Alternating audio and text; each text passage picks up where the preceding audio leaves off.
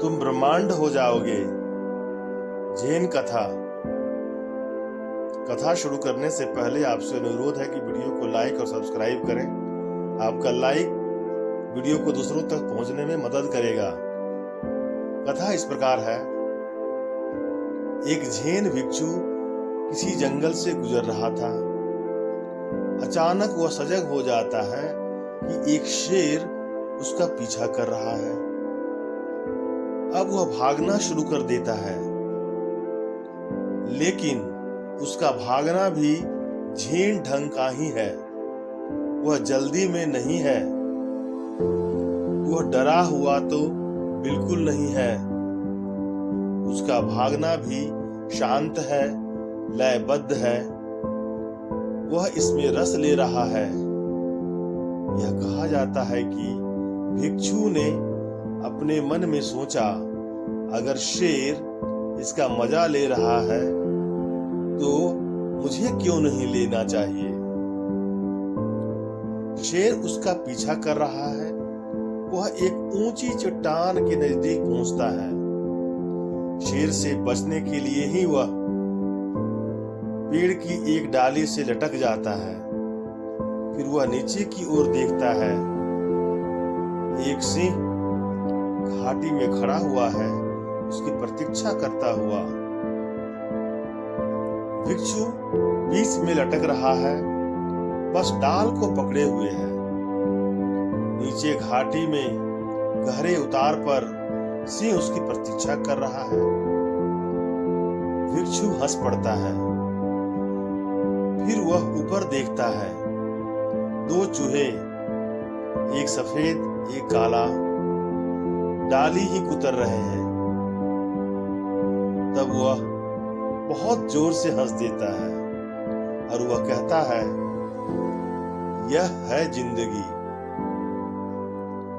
दिन और रात सफेद और काले चूहे काट रहे हैं और जहां मैं जाता हूं मौत प्रतीक्षा कर रही होती है। यह है जिंदगी। और यह कहा जाता है कि भिक्षु को संतोषी उपलब्ध हो गई, यानी संबोधि की पहली झलक मिल गई। यह है जिंदगी। चिंता करने को कुछ है नहीं। चीजें इसी तरह हैं। जहां तुम जाते हो मृत्यु प्रतीक्षा कर रही होती है, और अगर तुम कहीं नहीं भी जाते हो तो दिन और रात तुम्हारा जीवन काट रहे हैं। इसलिए भिक्षु जोर से हंस पड़ता है। फिर वह चारों ओर देखता है। अब क्योंकि हर चीज निर्धारित है, अब कोई चिंता नहीं।